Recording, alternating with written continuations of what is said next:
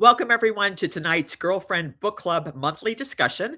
I'm Shelley Emling, the executive editor of the Girlfriend newsletter. I'm also the moderator of the Girlfriend Book Club. And this month, the 125,000 of the members chose I See You've Called In Dead as our pick for December. And I'm so glad you did, as always. You picked well. I think I devoured this book in about 3 days. And I was so intrigued by the title of it. I had no idea what to expect, but I wound up just loving it, absolutely loving it. So we're so pleased that tonight we're joined by John Kenney, the author of the book. He's also the author of 2 other novels and various poetry collections. He also has been a contributor to the New Yorker magazine since 1999. So we're so pleased to welcome you. Welcome, John. Thank you for having me, Shelley. So great to have you here.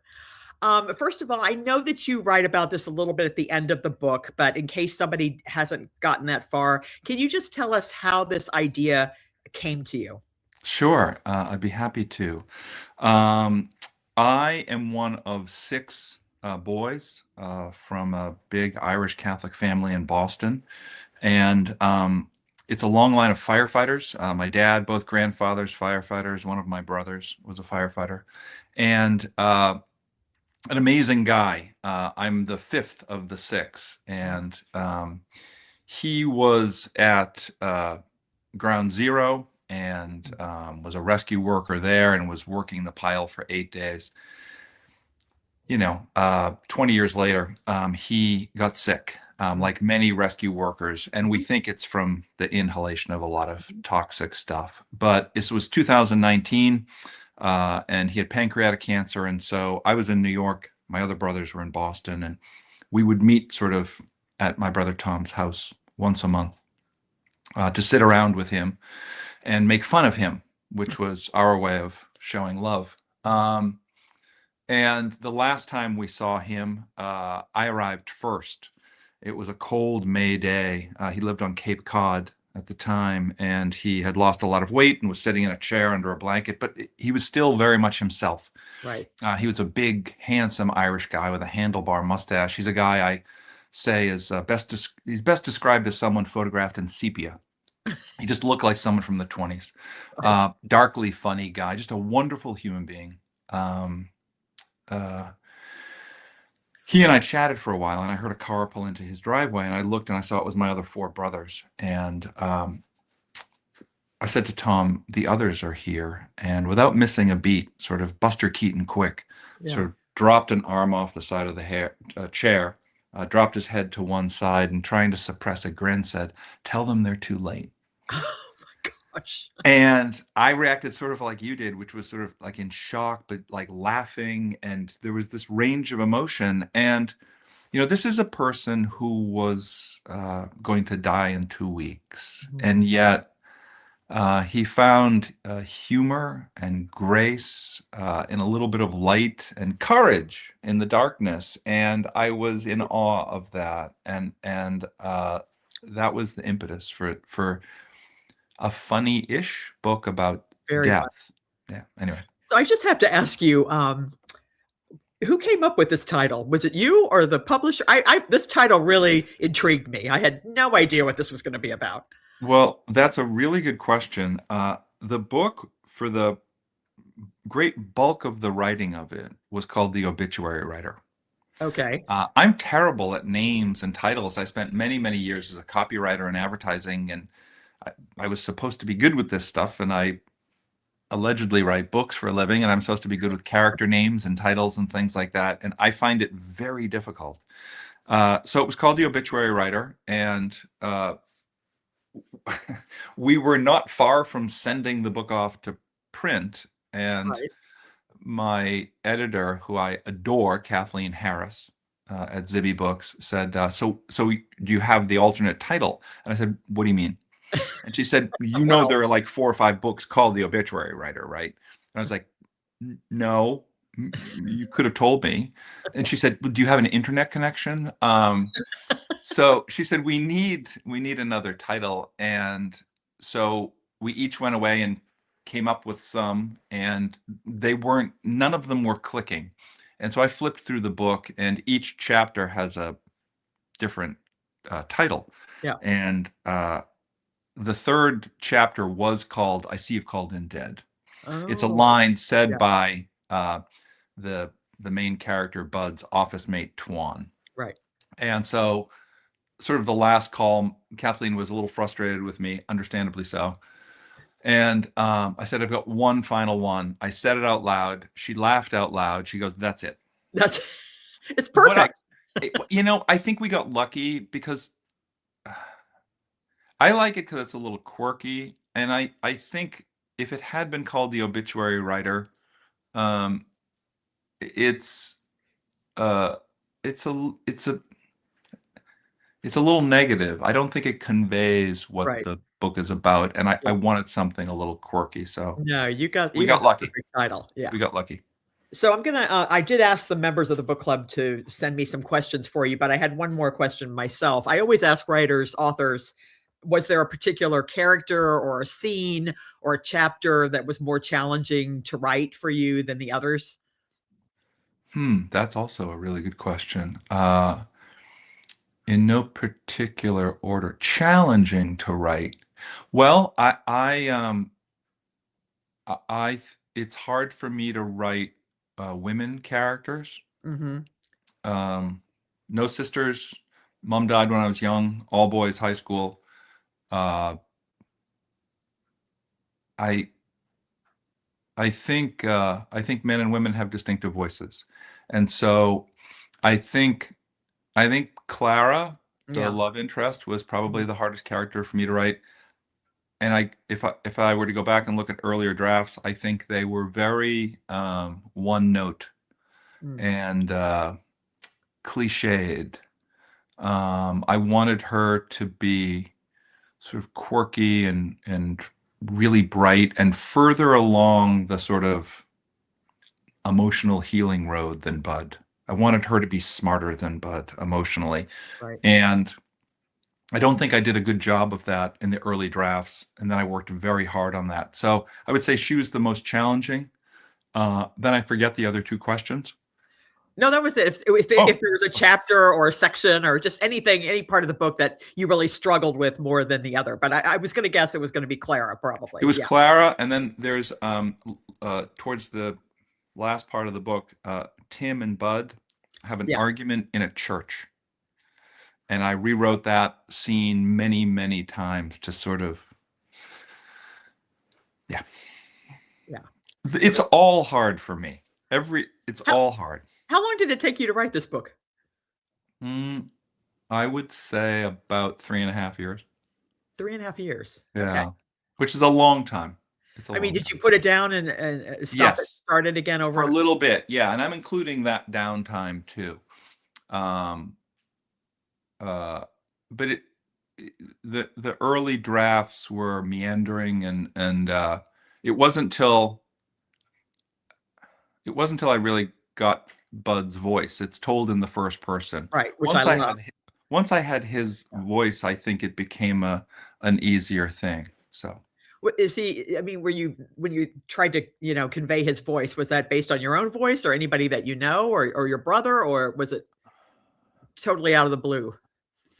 Um, I think Freud has a quote about dreams, how we're everyone in our own dreams.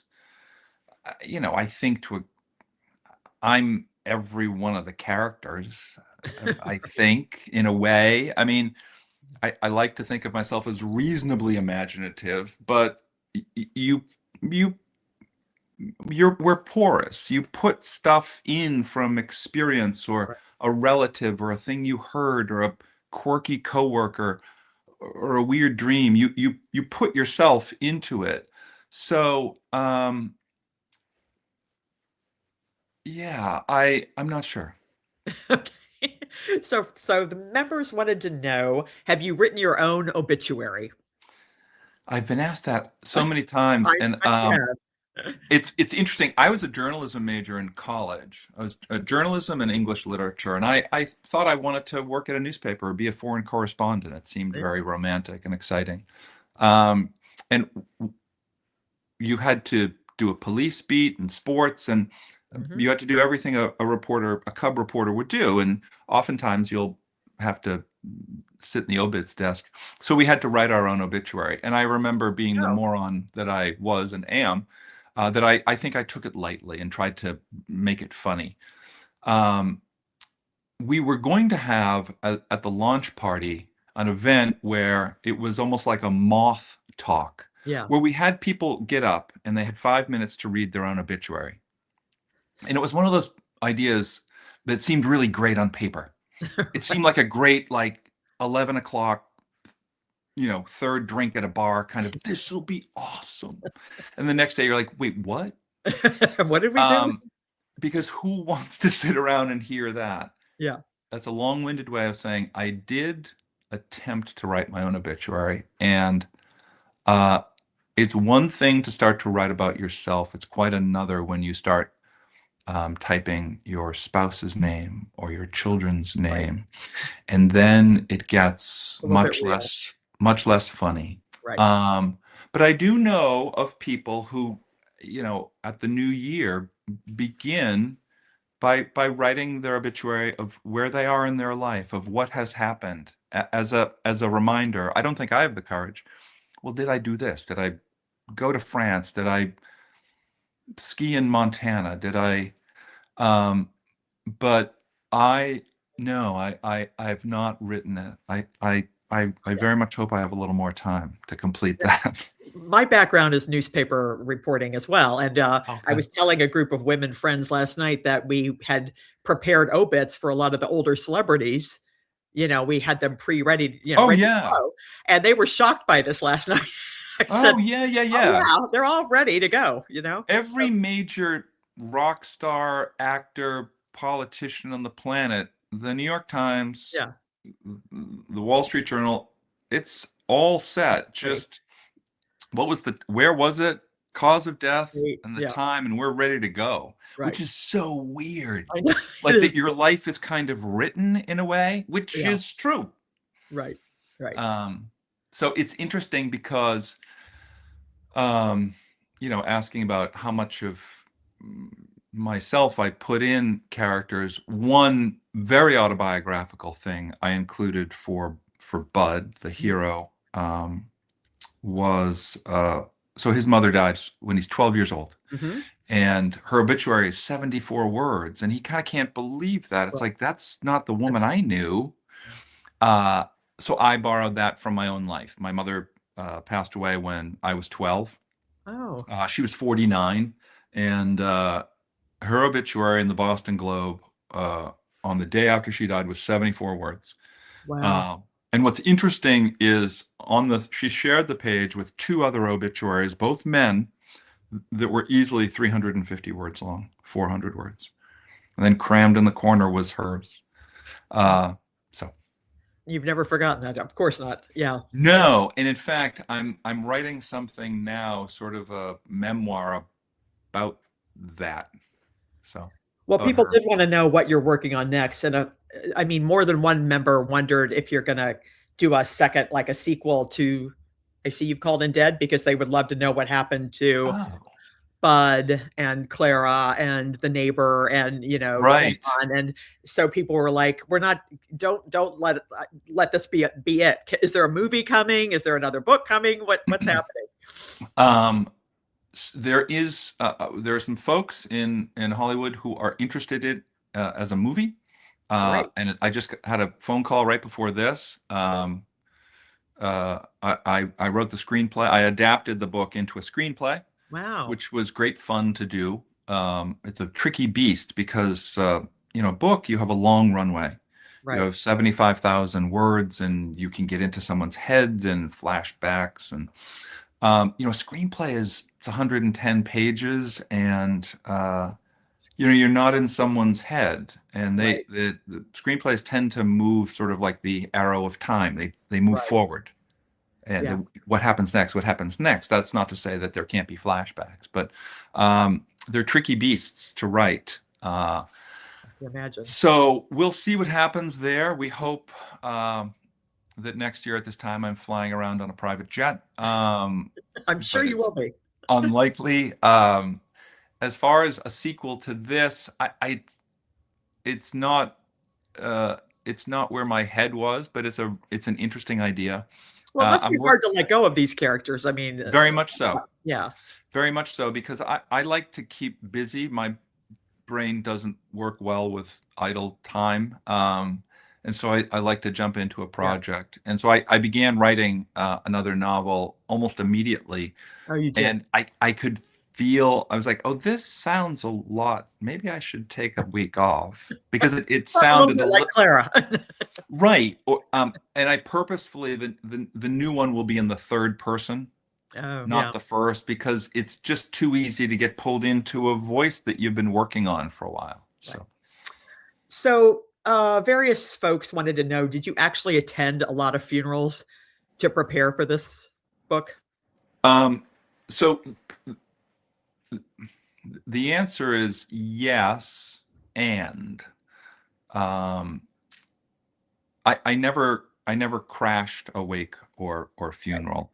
As sort of interesting a plot device as I think that is, and I pay homage to Harold and Maude. Uh, I don't think I could bring myself to do that. I do think wakes and funerals are these sacred spaces, and um, I think it's not something I could quite do. That said, I have been to many, many, many wakes and funerals in my life. I'm from a very big family, and like many of the people who will join your group, we have all been, unfortunately, to many wakes and funerals. I I grew up Catholic. I've sat Shiva, but I've been to lots of Catholic wakes and funerals. And wakes are, I think they're a really important ritual and ceremony. That said, I always feel awkward. I don't know what to say. I don't know how to act. And it's a funny thing because death is it's so universal. It's a thing we will experience many, many times in our life Mhm. with friends and relatives and coworkers. And yet, I to this day, I don't have a vocabulary for it. I don't know how to Right. I don't know how to find the right words to say, the Mm. thing to do. I'm getting better at it, but it's I don't know, it's strange that we're never taught it really. Right. You see the family in line, and you sort of I have a cousin who's a quirky, odd person, and we were at the wake of a older family relative years ago, and one of the grieving people said, "Hi, Bill, how are you?" This is with an open casket, behind the grieving family, and my cousin said, "Well, I'm having a really great year, actually." And I was just like, "Bill, no." So I don't know. There should be an online course, what to say, what to It do, should be. I'm kind of a what, coward more at those importantly, things. what Yeah. what not to do. Right. Um, Yeah. So do you read, have you read like a really spectacular obituary? Have you like studied them now? And oh God, yeah, yeah. There was a spectacularly good obituary writer for the New York Times. Oh my gosh, I'm so embarrassed. I'm blanking on his name. And he wrote such beautiful, uh, poetic tributes to people. Um, it was it's a real art yeah, because it's easy enough to, especially in the sort of chat GPT age, right, to feed some information in, right? And the people who are writing these things, less and less reporters right, and on the obituary desk, if it's a big newspaper like the Times or the Journal. But where we used to see local papers, and put the guy down the street, we don't see that anymore. They tend to be paid things, so the family will write it. And most of us aren't writers. That's not what we do. And, you know, you're probably grieving. So the last thing you want to do is do a deep dive Yeah. into that. So yeah, I read growing up, my parents, the first thing they would do in the morning, for the first place they would go in the Boston Globe, was the obituaries. And my father referred to them as the Irish sports pages. And, sort of he'd look, Lucky Strike in the corner of his mouth. Oh, geez, he's dead. So I find them fascinating, and yeah. So So, another person commented that you really captured the city in such like she really felt like she was there in every scene. Um, I mean, how did you do that so well? um, I uh, I moved to New York in 1995 for what I thought would be 2 years. I was in Boston and I was starting out as a copywriter, and I thought, I'll move to New York and get some big agency experience. And um, I was, a turnip off a turnip truck. Boston is a small, lovely town, but it ain't New York. Right. And I didn't know East from West. I didn't know a soul when I moved here. And so I wandered the city. And um, 2 years turned into 5 years, turned into 25. I mean, we Right. just moved out of the city 2 years ago. Years ago. Yeah. I have a tremendous love affair with New York. It's when you move to New York, from anywhere, um, it's especially when you're young and sort of starting out, it's a magical place. I've been lucky and traveled to a lot of places, but there's an energy to New York. A lot of places you're born there and you live there, and they're wonderful places to be. New York tends to be a place where people come to. They choose to live there uh, for a reason, right? To make $1 million, or to be an actor, to conquer Broadway, to work for the New Yorker, to do something, to do something. And so there's a very alive energy, and it's palpable. Yeah. Um, that said, after 25 years or so, it's like, okay.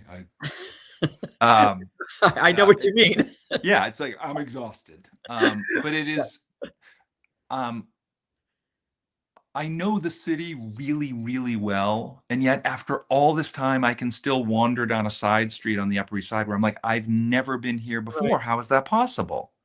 I mean, the island's not that big, but it's so dense and so old and constantly new, which I love about it, and quirky, and so it's a very friendly place. People will talk to you and engage. There's no sort of Yeah, that's true. It's an intimate place too, because it's a small island and people commute on the subway, and you're right here and you're on the sidewalk, and so you there's a whether you like it or not, there's a connection. You Right. are connected in some way. You live on top of each other, inside to each other. You hear other people's conversations and smell their dinners. And um, I I still feel like New York. I still feel like a kid in New York, and I very much wanted that to come through because Well, it did. I wanted it to be a character. Yeah, it did. So just 2 more questions, Sure. because now we know that there's possibly a movie in the works, hopefully, and you're working on another novel, right? Yes. Okay. So I always ask, are there authors that inspire you? Have you read a great book this past year that you could recommend to the rest of us? Um, I love to ask about your favorite author. Sure. I'm very bland. I tend to read a lot of nonfiction. I tend to read a lot of long New Yorker pieces or Atlantic pieces.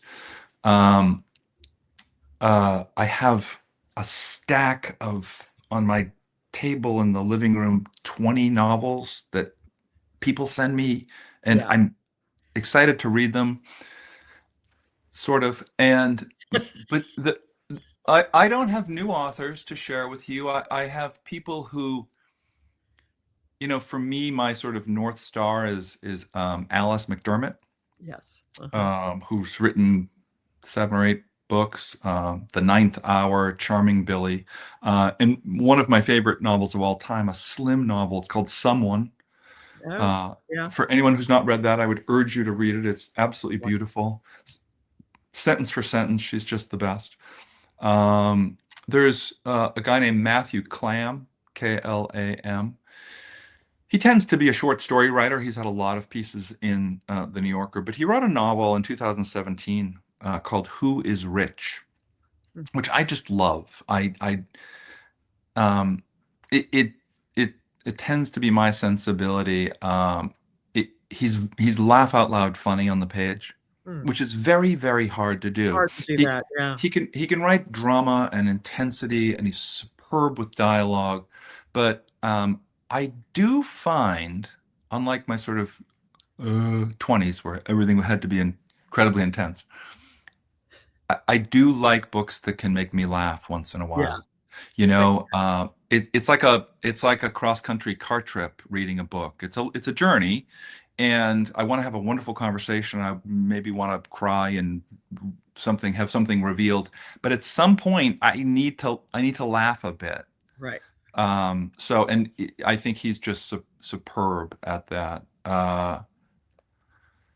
I'm in awe of sort of Claire Keegan and the short, dense sort of sleight of hand she does with her slim little novels. Right. So many names. That's okay. We've had a lot of very serious. We had Wally Lamb on with us and Frederick Bachman a couple months ago, and Yeah, wow. yeah, Those guys are playing at. I met Wally at where we did an event together. I forget where, but I was just sort of in awe of him. yeah, Remarkable man. he's amazing. But Yeah, his and book, the loveliest person. yeah, but his book did not. His latest book did not make us laugh. It was The River is Waiting. It's a Oh very no, serious. it's you'll cry a river. Yes, I was crying like crazy. Okay. So one more question. I always ask when you're not reading and writing, I mean, what do you like to do for fun? Do you have any other hobbies you could tell us about? I'm a shockingly boring man. Do you My watch wife, TV? I know I don't watch a lot of TV. I'll watch sports. I like baseball a lot, but it's not baseball season. I have a 17-year-old daughter and a 13-year-old son. I spend a That takes lot your of time. Yeah. I spend a lot of time with them. Yeah. Uh, yeah, I read and I write and I walk a lot. My wife's a big squash player, so I'll go and watch her play squash and sort of through osmosis feel like I've Played exercised. Um, we started playing a little paddle recently, which is kind of addictive and very Yeah. fun. Pickleball? Um, Pickleball? yes, that's all. It's a blast. Yeah. It's really good. I'm terrible, but it's really fun. Yeah. Yeah, I used to play in a pickup hockey league, but I'm not as fast as I used to be, and Right. You have your so hands full with two teenagers. So yeah. yes, I do. Yes, I do, and yeah, so Well, thank you so much for joining us again. This is our December book club pick. I see you've called in dead. Please stay on the page after this conversation because I'll be posting some conversation starters so that you guys can talk about the book amongst yourselves. And just a reminder that our book for January is The Stolen Life of Colette Marceau by Kristen Harmel. And she'll be with us for the second time. She'll be joining the Girlfriend Book Club in January. So thank you so much, John. Again, it was so lovely to meet you. We all loved your book so much. As I mentioned, it took about 4 or 5 days to choose it. So it was a big hit with the Girlfriend Book Club. So thanks again. Shelley, thank you so much for having me, and thank you to everyone for listening. And if I know there were a certain number of questions. My email is johnkenny@mac.com. I love hearing from people. If people want to ask questions, I will give me a little time and I will absolutely respond. Great. Well, thank you. Thank you so much. Thank Have you. a great night, everybody. Thank you. Bye-bye.